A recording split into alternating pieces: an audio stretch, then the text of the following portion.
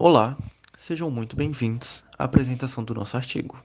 Hoje falaremos sobre um tópico pedagógico deveras importante, a interdisciplinaridade, mais especificamente entre disciplinas de Química e Física. Mas quando eu digo nós, a quem eu estou referindo, não é mesmo? Muito prazer, aqui quem vos fala sou eu, Ronaldo Grilo, mas também estará presente nessa apresentação os integrantes Arthur Augusto, Carlos Rodrigues e Stephanie Bottiglieri. E sobre o que abordaremos aqui? Como disse no início, nosso enfoque será sobre a interdisciplinaridade entre disciplinas de física e química, por meio de um plano de aula. Nosso objetivo é mesclar a teoria e a prática para desenvolver uma aprendizagem mais significativa aos alunos. A teoria, como eu já disse, ocorrerá por meio de um plano de aula, e a prática por meio da proposta de realização de experimentos, algo que chama o interesse dos discentes, como uma via facilitadora no processo de desenvolver múltiplas habilidades aos alunos. O objetivo deste artigo é relacionar tópicos de física e química através de experimentos em uma metodologia multidisciplinar, juntamente com um modelo de plano de aula que pode ser aplicado em sala de aula. A metodologia utilizada é uma revisão bibliográfica de produções que tratam de multidisciplinaridade do ensino de física, verificando uma aplicação à química, possibilitando assim uma discussão da importância do experimento em sala de aula como facilitador no aprendizado do aluno. Serão mostrados dois experimentos. A escolha desse experimento se dá pela praticidade e facilidade de aplicação e a utilização de materiais mais acessíveis para os alunos, pensando na realidade de escolas públicas. E o que é a interdisciplinaridade? Buscando a palavra no dicionário Roas da língua portuguesa, temos que a interdisciplinaridade é aquilo que, abre aspas, estabelece relações entre duas ou mais disciplinas ou ramos de conhecimento, fecha aspas, podendo ser, também, aquilo que é comum a duas ou mais disciplinas. Assim, podemos entender a interdisciplinaridade como um meio de engajar disciplinas diferentes, de forma conjunta, para captar conhecimentos distintos a partir de um mesmo ponto inicial de estudo.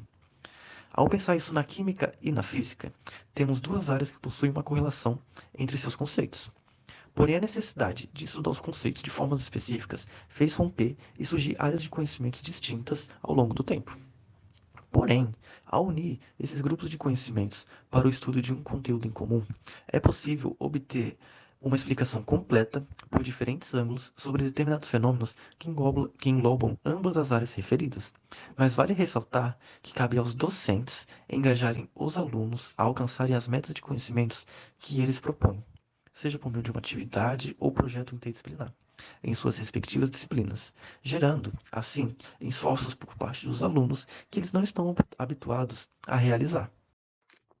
Como primeiro experimento, nós temos a vela mágica. Esse experimento consiste na extinção do fogo de uma vela por meio da diminuição do oxigênio, e essa diminuição vai ser causada pelo isolamento da vela em relação ao meio externo através de um copo de vidro e pela água. Então, para aplicação em sala de aula, para integrar os conceitos de física e de química, é importante que assuntos como calor, combustão, pressão, volume já tenham sido abordados pelos professores respectivos. Então, dessa forma, o ideal é que esse experimento seja aplicado dentro de uma prática didática do segundo ano do ensino médio, por exemplo. Para as etapas de aplicação, os professores podem estar trabalhando simultaneamente ou em suas aulas individuais. A partir do experimento que foi manuseado por um deles, eles retornam nos conceitos que foram abordados e fazem as provocações necessárias. De todo modo, o que a gente pode utilizar como provocações de início é, por exemplo, perguntar o que o aluno sabe sobre combustão, se ele percebe esse processo de combustão no seu cotidiano.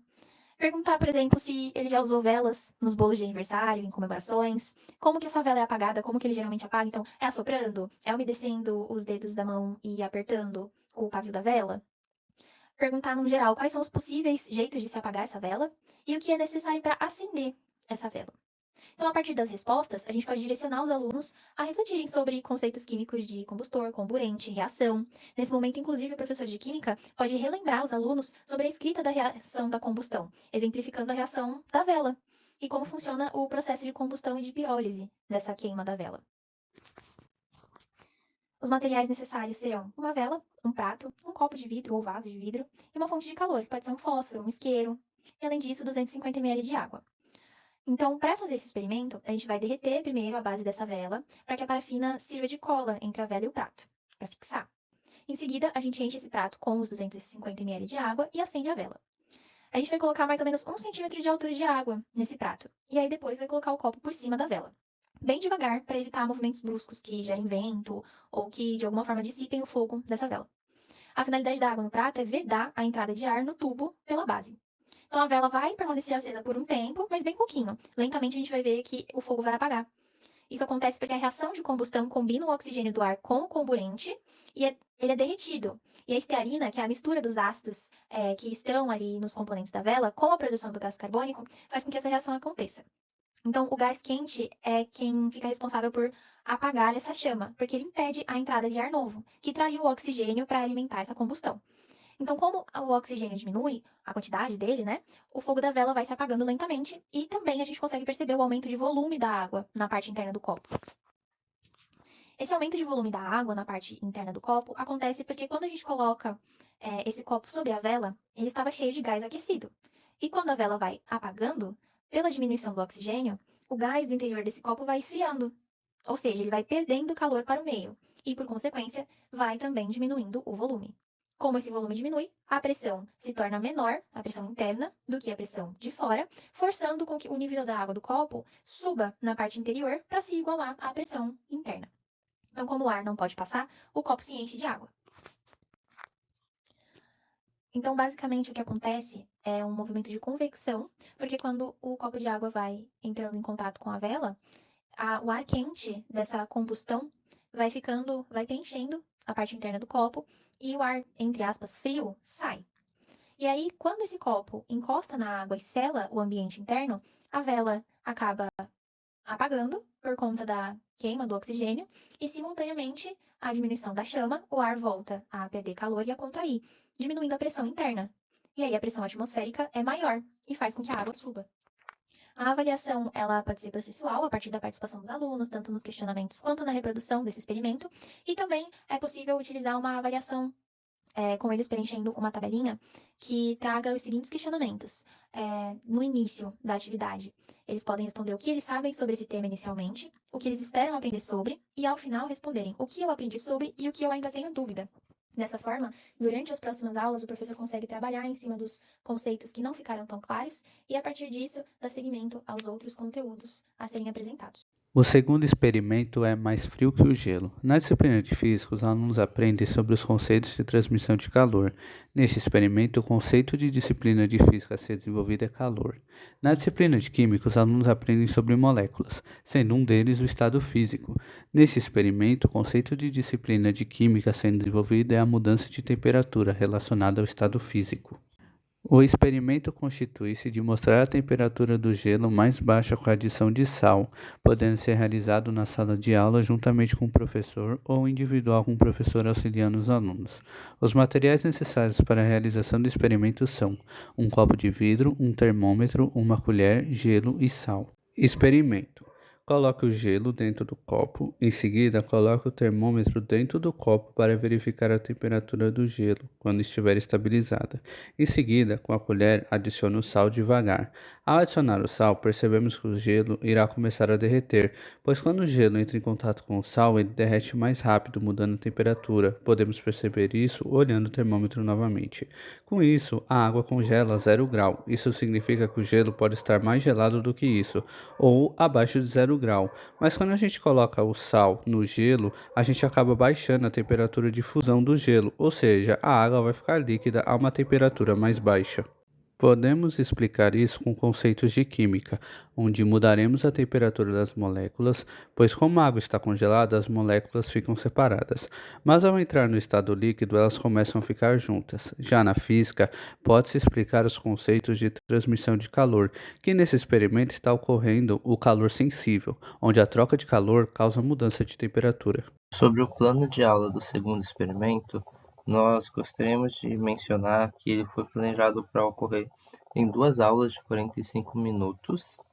Foi baseado em uma habilidade da BNCC referente ao 6º ano do Ensino Fundamental 2 e teria como objetivo trabalhar sobre o estado físico da água e a transmissão de calor. Gostaríamos de mencionar que os experimentos não foram aplicados na sala de aula, mas foi feito um plano de aula da possível aplicação deles.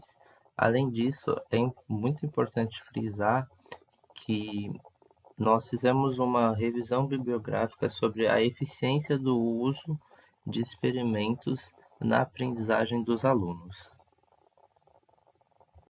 Por meio desse trabalho, nós podemos concluir que a utilização de experimentos auxilia muito na aprendizagem dos alunos, deixando mais fácil a compreensão do conteúdo no processo de ensino-aprendizagem, além de auxiliar os alunos a desenvolver múltiplas habilidades ao mesmo tempo. Por último, mas não menos importante, nossos sinceros agradecimentos a todos que de alguma forma contribuíram para a realização e produção desse trabalho.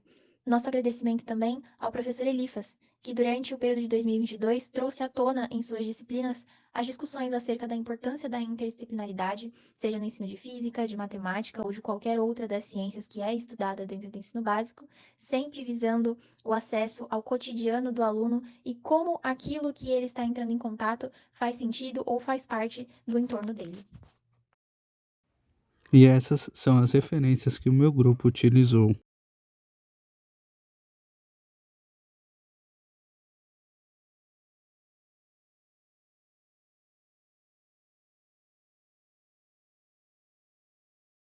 Obrigado.